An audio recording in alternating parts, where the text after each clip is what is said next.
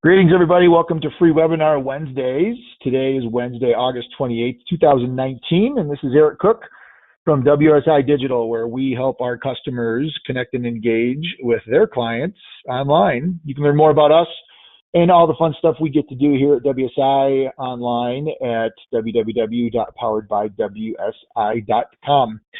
Today's show is going to be a series of ramblings, some good stuff, some not so good stuff. I got some observations as it relates to customer service and kind of the culture that you're setting within your organization and how you're empowering your employees to take care of their customers. And you might say it's going to be a little bit of a rant, but it kind of will be. I'm not gonna lie. I'll probably get on a little bit of a rant. I'll jump on my soapbox, but that's okay. But first off, just as a reminder, those of you that are joining live, thank you for attending today's webinar. These, if I'm not on the stage or in a plane or on vacation, go live every Wednesday at 1 p.m. Eastern time, and I certainly appreciate if you are able to join live. If not, recordings are made available at freewebinarwednesdays.com.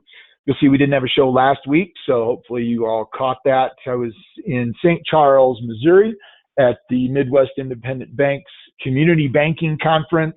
Kind of shared 5 things to help community bankers think about ways to differentiate themselves and to experience success online. So I know this was mentioned at the event, and if any of you are attending today's show live, and you were at that event, it's good to see you again. And if you're not attending live, but you catch this on the replay, hope you had a great event, and our paths will cross at some point again down the road.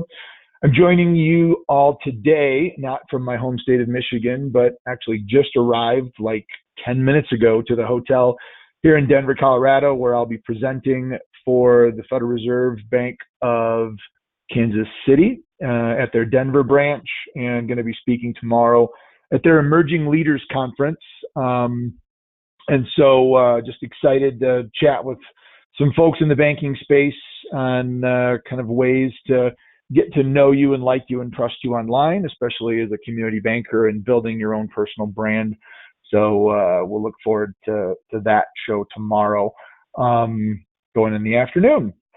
So let's go ahead and let's jump right into it. A couple of things I just wanted to mention as far as some of the tech that I'm using. Last week, I attended the event, and I've got a 2015 MacBook Pro. Apple's been great. Actually replaced it once because of a service issue.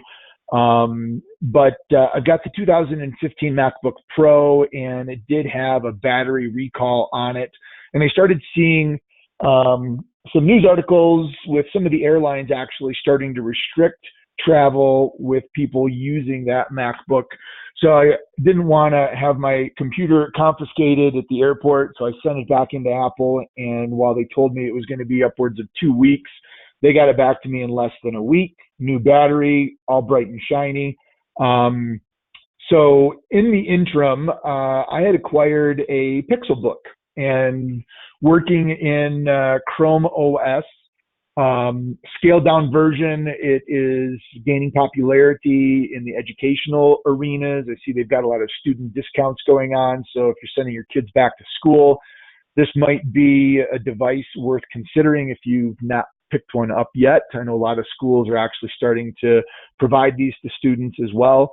Seeing some commercials on TV about the Pixelbook, also talking about instant boot up, antivirus is built in.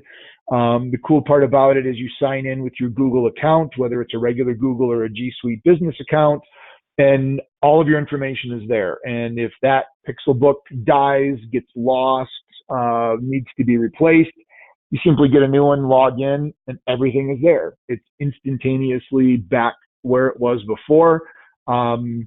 So I've been using that primarily as a driver when I attend a conference, because the battery life is just crazy long, and I can take notes way better using, the type. And I still use a Rocketbook by Everlast, and I love handwriting notes and scanning those. But for typewritten notes and just kind of probably 80% of what I do on a daily basis. It's in the browser.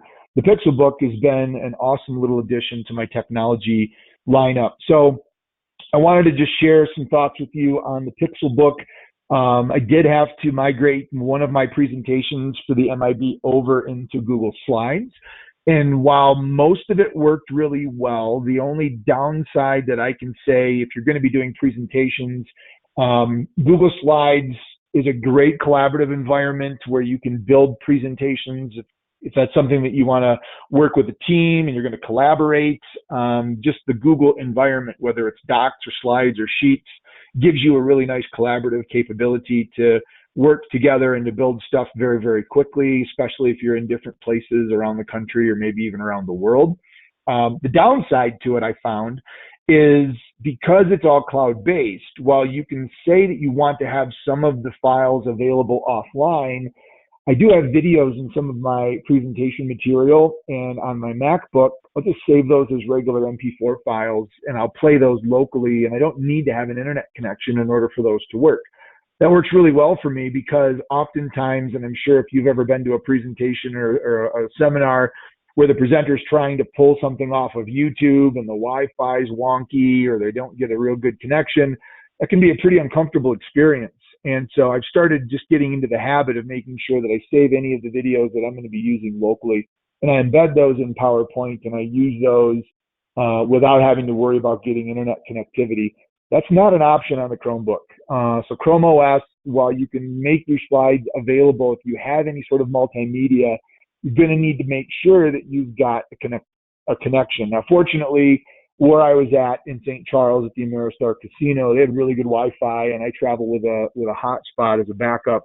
So I didn't really experience an issue, and it really, quite honestly, went off without a hitch. And now I've got a presentation that's been moved over into Google Slides that's totally cloud-based, that can be replicated and modified, and I can use that as a backup moving forward. So it was probably a good experience to have. One of the things, just from a business resumption perspective, and this is one of the reasons why I'm glad that we made the move into the Google G Suite environment many, many years ago, despite the fact that I came out of the banking space very much an Outlook, had to have a program that did my email and my calendar and my tasks, and going into a Gmail type of an environment, all cloud-based, was very uncomfortable for me for probably the first 6 months. But I stuck to it, and honestly, I can say I'll never go back to having any sort of a program-based email or calendaring. I just love having everything in the cloud accessible to me no matter what device I'm using. But if you're not in a situation where you have that capability, it's probably a good time to revisit what sort of a contingency plan do you have within your own business or organization if one of the primary devices that you use on a regular basis should become unavailable. You leave it in an Uber, somebody steals it, you accidentally spill a bottle of Coke and you trash the keyboard. Whatever the case is, if you do not have access to your device, what are you going to do in the interim? And so it's got me thinking, the Google Slides worked okay, but now I'm also exploring some of the web/cloud-based Microsoft PowerPoint options, because maybe there's the ability for me to still run a PowerPoint and have that bundled up and run that as an independent presentation option. So just thinking about some of those things, it's probably not bad to do that before you get into a scenario. Prior to me sending my MacBook back to the folks at Apple, I called in, talked to Apple Care. They told me it's going to have to come back. So I forced myself to operate off of my Chromebook for a week before I sent it back. I didn't feel I was in any grave danger that my battery was going to explode and burst into flames. So I just kind of left my computer. If I needed to get to it, I could. And I was able to operate for a week pretty much independently of my MacBook using the Chrome OS. So that was a good little trial run for me, and I'm very glad that I did that. And so if you've not done something like that in your business or whatever device or computer you're using, I would strongly suggest that you do the same just to see what would happen. As I continued to, maximize my utilization of the Chromebook, one of the things that I very much appreciate in my office is connected monitors and multiple desktops. So there's a few things that I've done as part of the process, and just pulled up a few of the things here.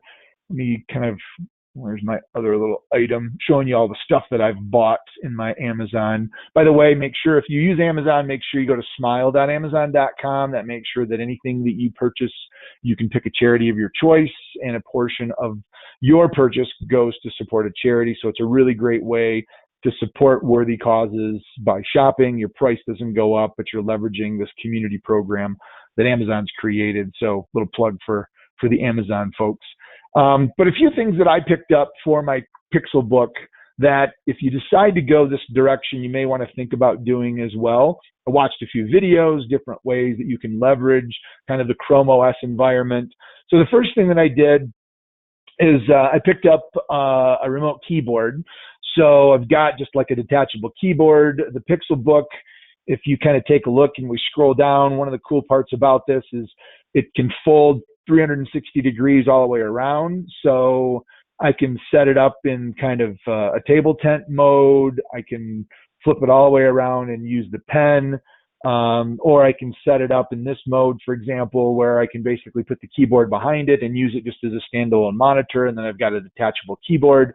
So I've got a keyboard that I acquired that actually has some of the, I was going to say Amazon, some of the Chrome keypads. So the Google Assistant, quick to get to your tabs. You've got, screen swapping and all the other elements up at the top.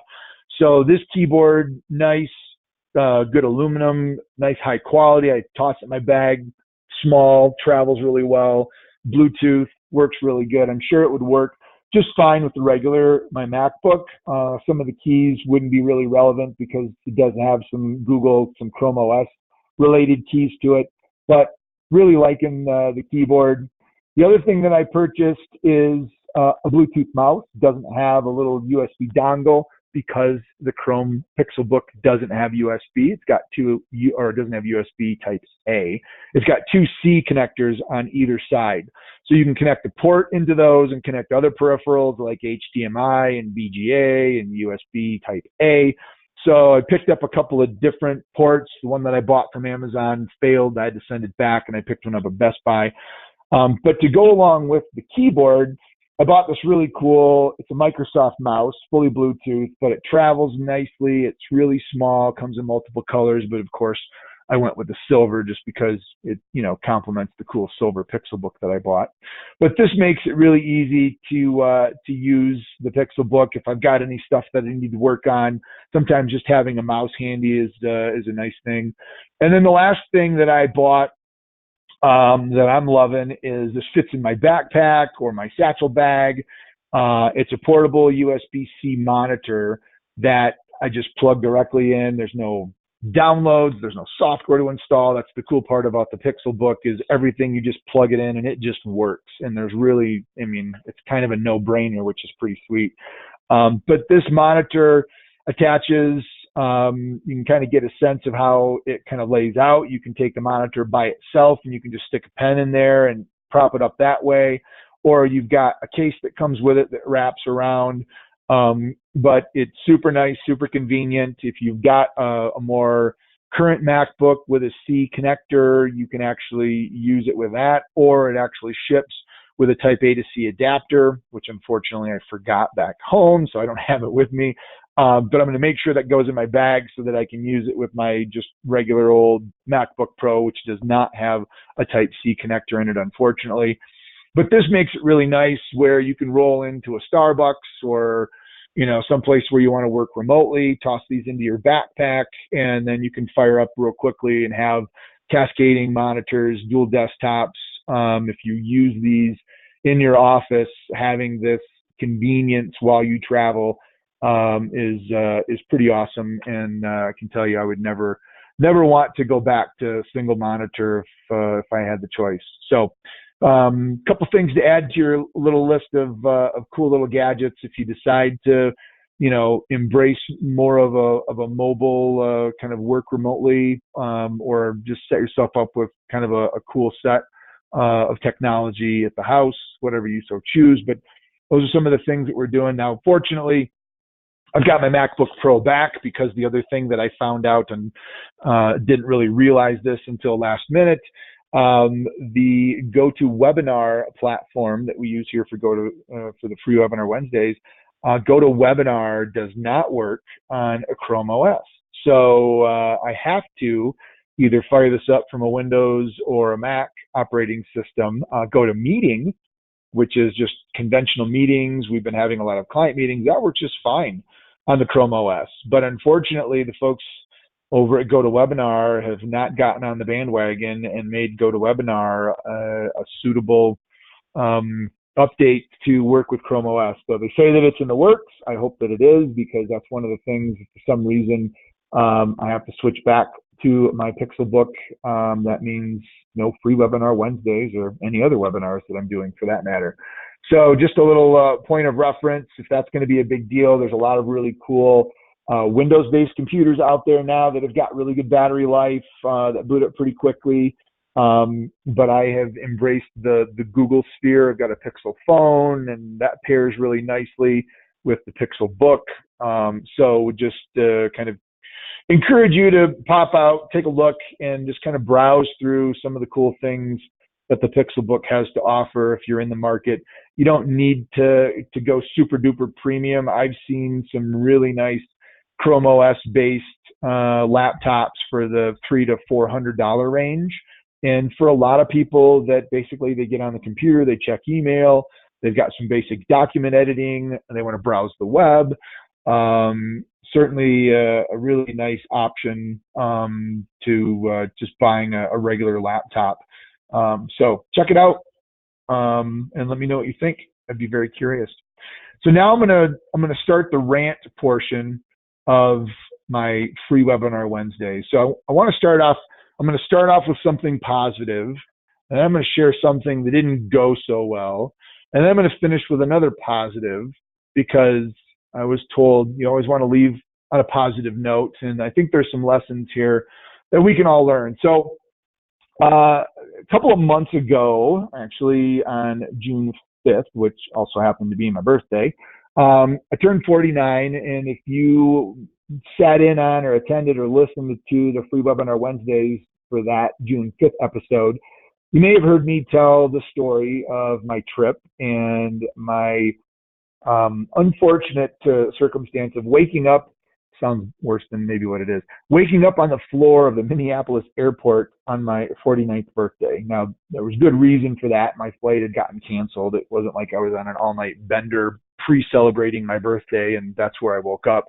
But my flight got canceled due to weather. The crew ran out of eligible flying time.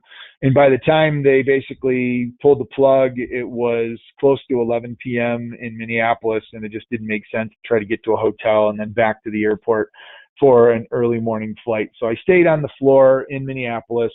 Not an ideal way to wake up on your birthday, but it is what it is. But I flew back from Minneapolis to Fort Wayne, Indiana, and in my story, and I've got a LinkedIn post that I did where before I even decided, you can see I've got a couple of cookies in my hand right there. One of them is actually unpacked and ready to go right into my mouth.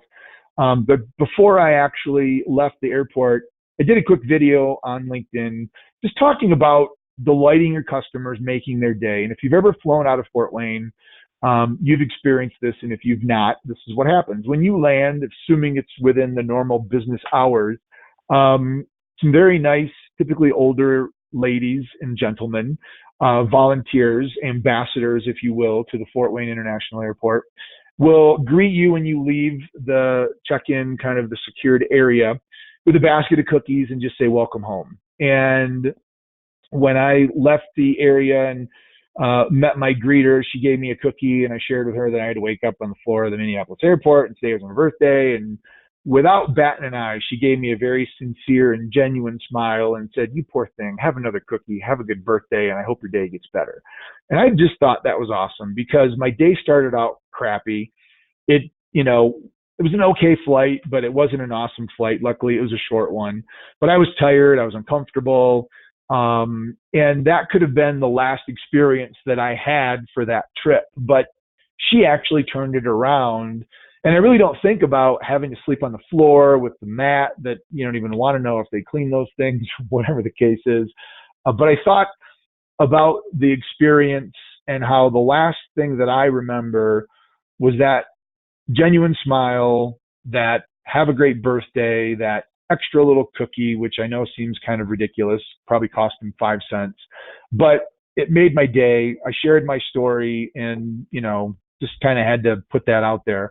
That video has been seen almost 6,500 times and 109 engagements, almost 60 comments. I mean, it really generated some positive feedback. I'm sure, Fort Wayne International Airport, if they heard about it, I'm sure they appreciate it. But it really talked about, what are you doing to wow your customers, to delight them, to make their day? Because you have no idea when they walk into your office what frame of mind they've entered your building, or they've called you, or how they're sending you an email. Your job as a business is to basically put them number one. They always say, the customer is always right. Well, I don't know if that's always the case, but you need to treat the customer as if they're the most important thing at that moment in time. And she did that and did a really good job of it. And I really appreciated it. So let me flip the story, and it ends on somewhat of a positive note. So this is by no means meant to bash them or, to try to do something that's going to be negative. But I had an experience at Camping World, and we've got a Class C, we've got a little Winnebago, and we travel in it, and we love it. I probably love it more than my wife does, but we both love it. We take our dogs. I throw the bikes on the back. It's just a really nice way of getting out and seeing things. We visit my parents in Florida. It gives us an opportunity to travel back, and we stop when we visit customers on the way there and on the way home. In the wintertime, when we don't normally get an opportunity to see a lot of our clients because we work remotely. So, there's just a lot of real positives, and I'm very passionate about my little Winnebago view. And so during one of my recent trips, I left it at a Camping World, and it needed a few service things. And so I left it there, and I taught school, and everything was okay. My initial reaction or experience during the check-in process and everything was pretty good. Everybody was very friendly. I was able to leave it there for an entire week while I was teaching, so that was great. When I picked it up, however, the experience quickly turned, because up until when I went out to my RV and opened the door, everything was great. When I opened the door, a little $20 plastic latch on the screen door was replaced at my request because the spring had broken. The latch that they replaced it with wasn't the same latch that was there before. The function of the latch wasn't the same as it was before. I could have shut the door and it would automatically latch. It had a little kind of angled catch that just allowed me to shut the door, and it automatically grabbed, so I didn't have to worry about it flopping around. It was a different latch. They had to drill new holes in my door. They had to, it was obvious it wasn't the latch that it was intended for. And there was a seal that needed to be replaced above the slide out that, when I went and dropped my bikes off the night before, was strewn across the floor. But it was in the shop, so I figured, they're working on it, no big deal. The interior of the RV looked exactly the same as it did when I visited at the shop the night before. So to me, that was an unacceptable way to end a service experience. There was no, hey, the seal couldn't be replaced, we don't have time, we're really sorry. No, hey, we couldn't find that latch, we put a different one on, we're really sorry. None of that was communicated to me. And I'm, of course, thinking of getting a cookie as I get off. And so the service expectation that I have just now has been let down. So I go back in and kind of report the issue, and they bring up the service manager. And I guess long story short, the service manager, as it relates to this plastic door handle, instead of acknowledging it wasn't the right one, or we're really sorry, or, at least owning up to it, the response was, well, this is what they wrote down. I can only do what I'm given. Which I was really kind of, and I don't know if it was just his attitude, if it was the culture of the organization where you do exactly what you're told and you don't think outside of the box and you don't give anybody more than one cookie, or, you know, in my mind, there could have been a better way to handle that even before it got to me, where the product shows up.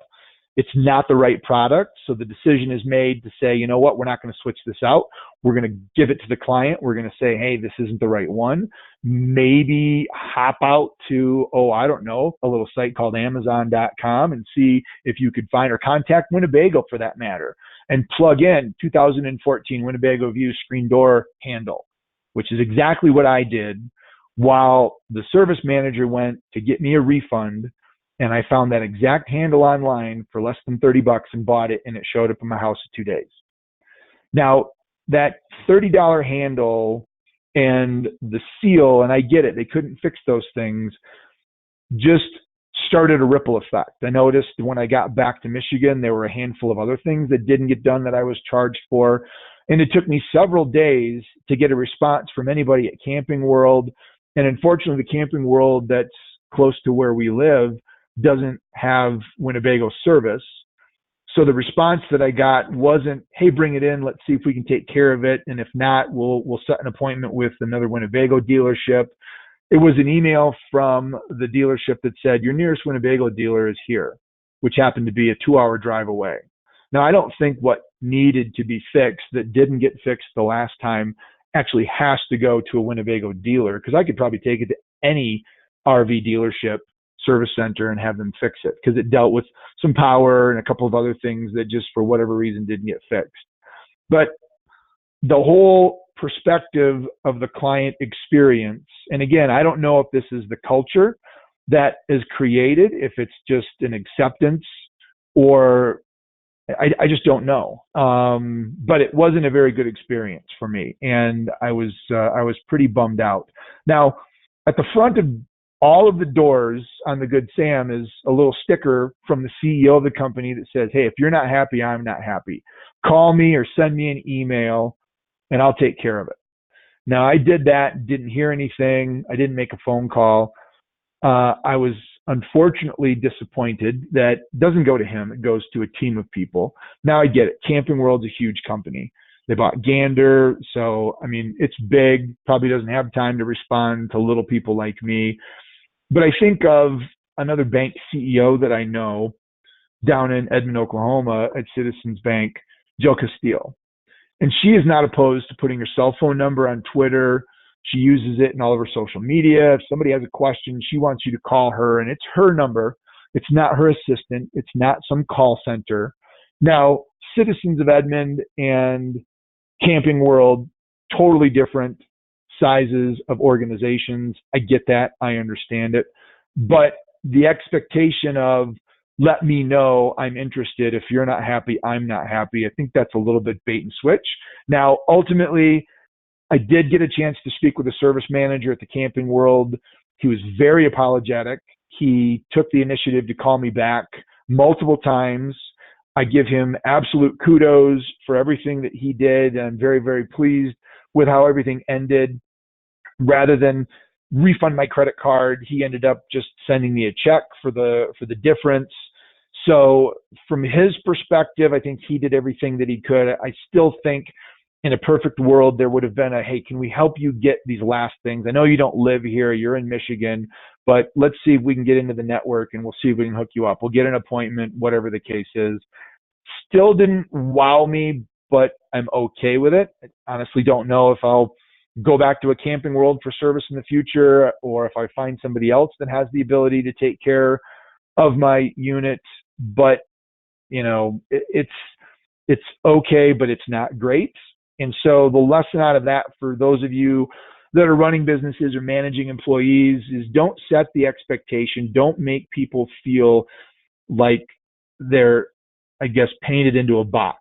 Make sure that they know that they have the power to do what they feel is right, and they understand what they need to do that's right to take care of the customer. You know, a quick search on Amazon, again, I did it in literally less than 5 minutes. And I had that product and that piece ordered. And In hindsight, I probably should have just done that initially and not even worried about it, because now I've got 3 new holes that are drilled into my door that are going to stare at me at the face forever. That's going to remind me of this experience, which is unfortunate. But I figured as long as it was in, I just have them take care of it. Lesson learned, but at the end of the day, empower your employees to do the right thing, live up to what they say or you say you're going to do, and don't say something that isn't reality. If you give the phone number to your CEO, it better be the number to your CEO, or don't make it sound like you're going to talk to the CEO, because that's not the case. So now let's talk about something positive. Underwear. Yeah, I said underwear. So I want to talk about a company by the name of Cariloha. And when we were, and if you've ever been on a cruise before, they typically have their stores positioned in ports where cruise ships, and they usually are partnered up with Del Sol, which is the company that has the clothing, the hats, the glasses, whatever, that changes color in the sun. But Cariloha, if you've not heard of them before, is a company that makes their products out of bamboo. It is a lot softer than cotton. It's antimicrobial. It doesn't shrink or stretch. It wicks moisture. It's a tremendous fabric. And when we were on a cruise many years ago, I decided to take a shot, and I purchased a couple of pairs of the Cariloha underwear. And I apologize if I'm talking about men's underwear on a webinar, but it is what it is. So I'm not going to share the pictures with you for obvious reasons when we get to a little bit further in the discussion. But we've bought their sheets, we've bought their pillows, we've bought their towels. My brother has a son, my nephew, who is got some allergies. They bought one of their pillows, and their stuff's not inexpensive if you look at it just from a pricing perspective. But if you extrapolate that over the lifetime of how long you're going to have these things, it really is a pretty good value. So I went through, I don't say I went through, how do I phrase this the right way? So here's the men's underwear. That is not me, of course. So the underwear says guaranteed for life. Now, a lot of companies say that, but then, you contact them and they're like, oh, that's normal wear and tear. You've had these for 5 years, you can't be expected. But if you're going to guarantee something for life, stand behind it.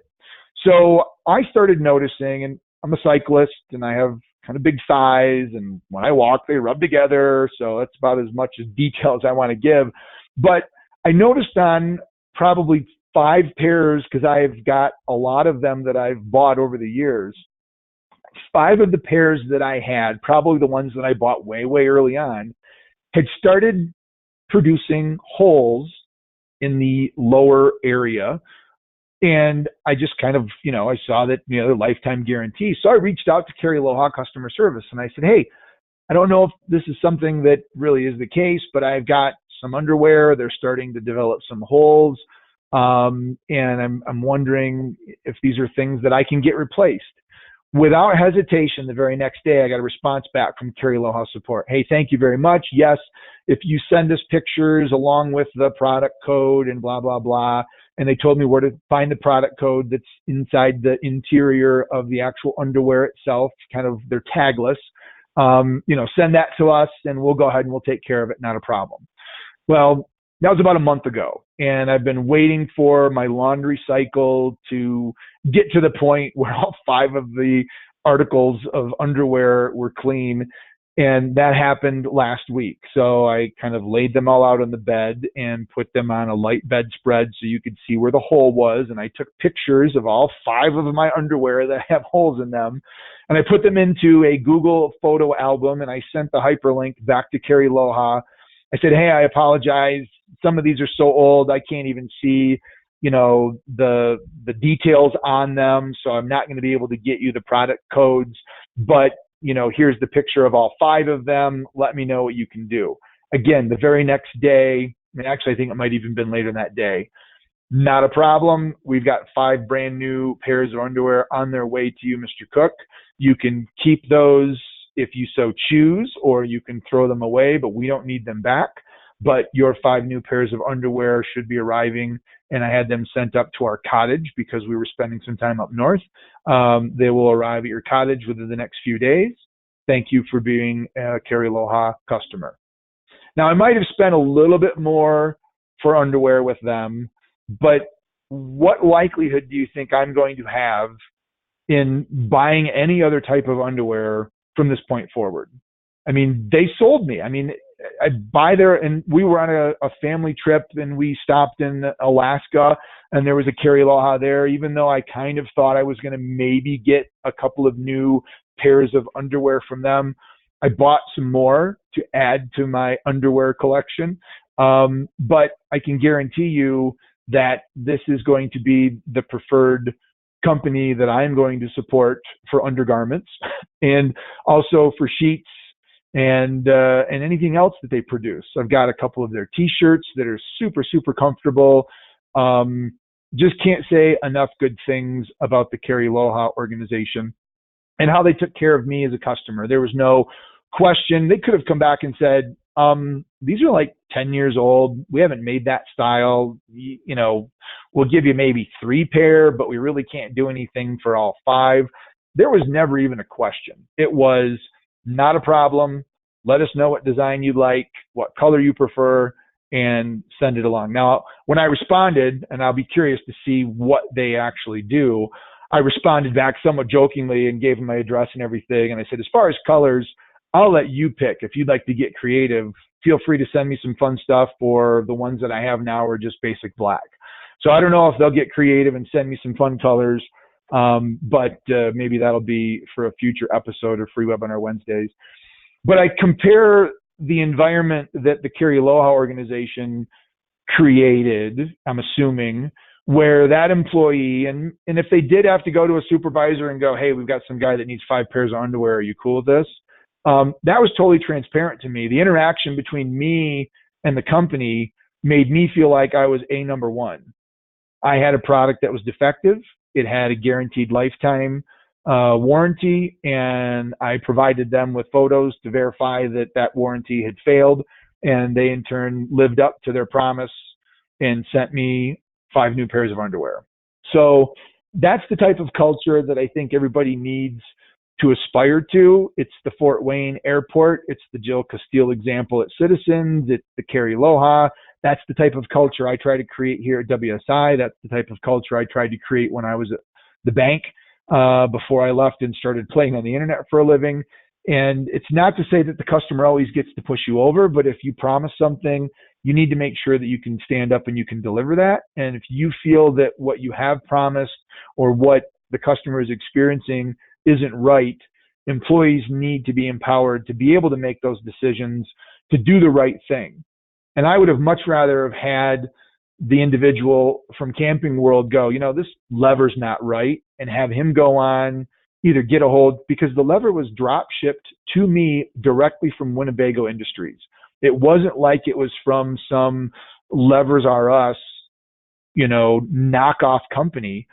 I bought it directly from Winnebago on Amazon, and it came directly to me. So the fact that somebody within that organization doesn't have the same capability as I do is an unfortunate circumstance. And I hope that they do get that fixed. And again, the gentleman that I spoke with to wrap everything up admitted that there were some issues, and I kind of appreciated, I might have been the straw that broke the camel's back, that it sounded like there might have been some things going on prior. But I just was the one that vocalized it and kind of validated that things need to change. So hopefully things turn around, and, you know, maybe when I'm back in that community again down the road, I'll give them another shot. So those were my ramblings. I hope that I didn't get too soapboxy for you, because I think at the end of the day, the message that I'm trying to convey is one of a positive nature. Take a look at your employees, take a look at yourself, and make sure that you are empowering them and your organization and your process to be able to take care of your customers and do the right thing. Because at the end of the day, you may get somebody like me that decides to hop on a webinar and brag about how awesome his underwear is. And maybe you'll decide to go out and purchase some underwear, or check out their sheets, or buy some of their, you know, thirsty, very soft towels, whatever the case is. Very happy with Cariloha. If you live in the Indiana, Michigan area, fly out of Fort Wayne, get your cookie. Parking's easy and cheap. Small airport, super friendly. So a couple things just to think about as you kind of work on with your day. Next week, we will not have a free webinar Wednesdays. I'm going to cancel next week's show. I'm actually going to be in Seattle. I take off out of Denver on Friday and I fly to Seattle. I'm at the Pacific Coast Banking School for an entire week teaching, and that will be, I believe it's the 3rd annual PCBS hashtag battle. So we will be selecting hashtags. It's one of my favorite events of the year. I teach 2 classes, an 8 o'clock session and a 10 o'clock session for 5 straight days. And on the very first day, each class selects their own individual hashtag. And we use that hashtag throughout the week on Twitter and Instagram and in other areas as well. But I use a tool that allows for me to track and monitor the utilization of those hashtags. And during class, we analyze engagement and activity, and the platform that we're using even has built in an economic model based off of how much would it cost if you had to buy advertising to get the same amount of visibility based off of retweets and shares and comments and other sorts of social engagement factors. So I'm really excited about next week's class and spending time with a bunch of amazing bankers in Seattle for an entire week and kicking off the hashtag battle and seeing what sorts of cool things come up. First year, we generated over 1 million impressions for the school. I think we topped close to 600,000 impressions last year. So I don't know where we're going to end up this year, but I'm pretty excited about putting this tool to use and kind of teaching bankers on how to build a brand and start a conversation and all that's involved in online relationship building, particularly in the digital age. So if you are following me on Twitter, you'll probably see some of that hashtag activity going on. If you're not, hop over to @EricCook on Twitter and keep an eye out for some of the hashtags likely going to be starting with PCBS, something or other behind them. But the hashtag battle is going to be on, as my good friend Lee Weatherington has said a number of times on stage, it's going to be on like Donkey Kong next week. And so it'll just be fun to watch everybody kind of engage and interact with each other. So no show next week. I will be in class, but check it out on Twitter, follow the chat stream and the hashtag conversation, and feel free to chime in and participate if you would like. We'd love to see you there as well. So we'll be back the following week. Thank you for joining me today. Again, if you did join live, thank you so much. If you are watching this on a recording, thanks for joining the recording. Feel free to share this show with your friends, colleagues, and coworkers and spread the word. Again, every Wednesday at 1 p.m. Eastern time, as long as yours truly is not on a plane, on a stage, or on vacation, we'll be here with a live show. So until then, have a great couple of weeks, and we will be back in September. Have a good week, everybody. We'll take care. Bye-bye.